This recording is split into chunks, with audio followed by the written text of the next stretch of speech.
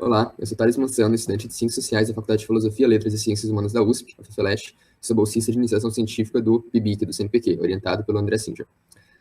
A pesquisa que eu desenvolvo desde 2019 se insere em uma das linhas de pesquisa do grupo Pensamento Político no Brasil, chamada Comportamento Político do Empresário Industrial nos anos 2000, e busca entender por que o empresariado industrial se distanciou do governo Dilma, ao invés de apoiar o ensaio desenvolvimentista proposto por ela, que beneficiava esse grupo do empresariado.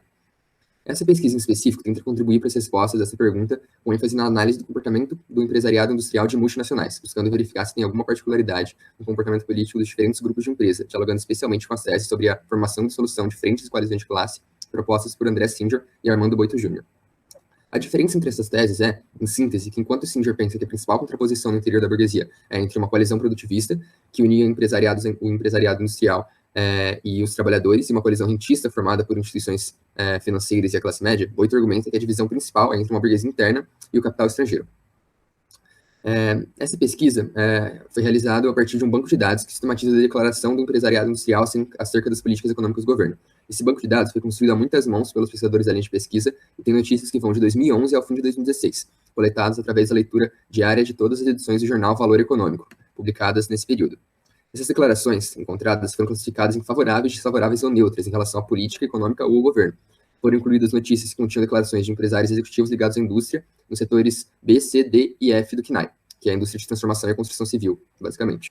E a contribuição específica desse trabalho foi a classificação desses atores, identificando no banco de dados em diferentes categorias. Primeiro, diferenciamos empresas de entidades empresariais. Essas últimas são multissetoriais, como a CNI, as federações estaduais de indústria e outras associações empresariais. Para estudar as empresas, a gente teria que classificar as indústrias entre capital nacional ou estrangeiro e também as que atuam apenas no Brasil ou também no exterior, que remete diretamente à ideia de multinacional.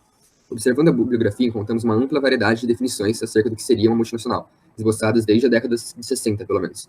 Algumas mais formais entendem multinacional apenas como uma empresa que atua em 2 ou mais países. Outras trazem o caráter histórico e monopolístico do surgimento das multinacionais.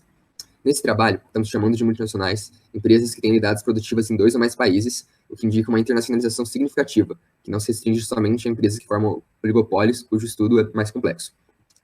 Então, a partir disso, criamos 3 categorias de empresas. As empresas de atuação exclusivamente nacional, que são as empresas brasileiras, e as com atuação industrial multinacional, que são as multinacionais, que podem ser brasileiras ou estrangeiras. Dentre os principais achados dessa pesquisa, está esse gráfico que mostra 4 fases do posicionamento do empresariado industrial. No começo, a gente vê uma indefinição que dura pelo menos 2011, que depois dá sucessão a um período de maioria favorável entre o primeiro trimestre de 2012 e o segundo trimestre de 2013 ao governo Dilma, e a partir do terceiro trimestre de 2013, vemos uma inversão no posicionamento do empresariado, com uma maioria desfavorável, o que segue até o quarto trimestre de 2014, quando ocorrem as eleições.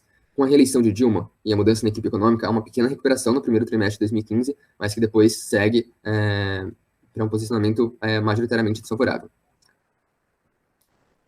Aqui nesse outro gráfico, nós conseguimos observar um protagonismo maior de empresas brasileiras no auge de popularidade da Dilma, quando ocorreu o Plano Brasil Maior. E tem uma queda em 2013, e depois ele volta a ser puxado pelo protagonismo das multinacionais estrangeiras no posicionamento próximo às eleições e no governo Temer. Aqui nós vemos a proporção de posicionamentos favoráveis e desfavoráveis durante todo o governo, e 2012 é o ano mais favorável para o governo.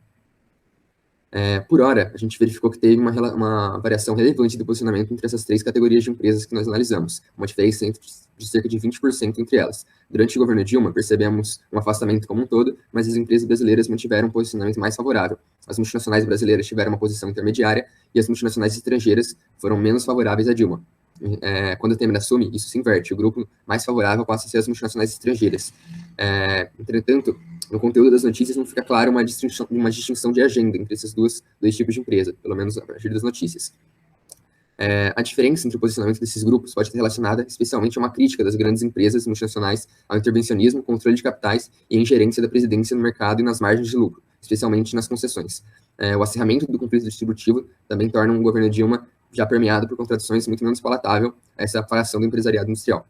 Assim, a coalizão produtivista acaba se desfazendo e o governo petista é criticado sistematicamente pela incapacidade de oferecer respostas às demandas do empresariado industrial que vá além de ações pontuais, que são suficientes para tornar a indústria brasileira competitiva, segundo esses empresários.